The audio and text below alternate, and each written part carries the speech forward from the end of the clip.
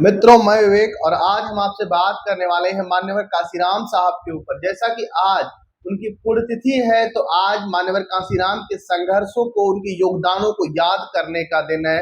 हम जानते हैं कि मान्यवर कांशीराम साहब का जन्म 1934 ईस्वी में हुआ था, लेकिन आज बात जन्म की नहीं है, आज बात उनके योगदानों की है। उनके संघर्षों की कहानी को हम आपसे बयां करने वाले हैं। ये दौर था 1970 में।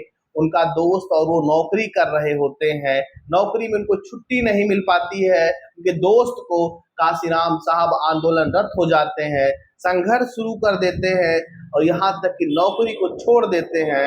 और सन 1973 में मान्यवर कांशीराम ने बामसेफ संगठन की स्थापना करने का काम किया। जो बामसेफ हम लोग सुनते हैं, उस बामसेफ संगठन की स्थापना मान्यवर कांशीराम साहब के द्वारा सन 1973 में किया गया था। दौर आता है 1977 का, देश में जनता पार्टी की सरकार थी। उस दौर के सबसे बड़े नेताओं में शुमार राजनारायण एक मंच पर भाषण दे रहे होते हैं और बार बार वो हरिजन शब्द का प्रयोग कर रहे होते हैं। और उसी जनसभा में एक महिला उपस्थित होती है, वो महिला होती है मायावती। उनके बार बार हरिजन कहे गए शब्द का बहन जी मंच पर चढ़ती हैं और उनका जबरदस्त विरोध करती हैं। और वहां पर जो भीड़ उपस्थित होती है, वो भीड़ राजनारायण मुर्दाबाद के नारे लगाती है।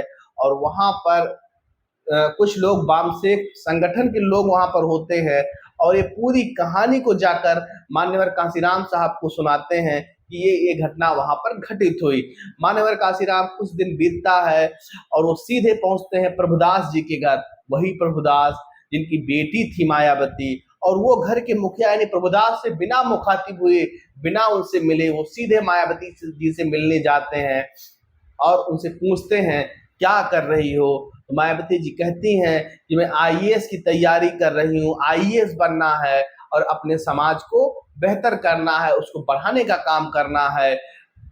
कांशीराम साहब कहते हैं आइए हमारे साथ जुड़ जाइए और हम आपको वहां पहुंचाने का काम करेंगे जहां पर कितने डीएम कितने एसडीएम आपके सामने खड़े होंगे फाइल पर सिग्नेचर कराने के लिए। मायावती जी पढ़ाई को छोड़ देती हैं, कांशीराम साहब के संगठन में जुड़ जाती हैं। फिर सन 1984 में मान्यवर कांशीराम के द्वारा बहुजन समाज पार्टी की स्थापना की जाती है।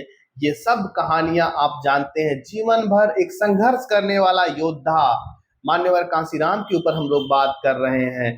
मान्यवर कांशीराम जिन्होंने दलित वर्ग को एक राजनीतिक वर्ग में बदलने का काम किया।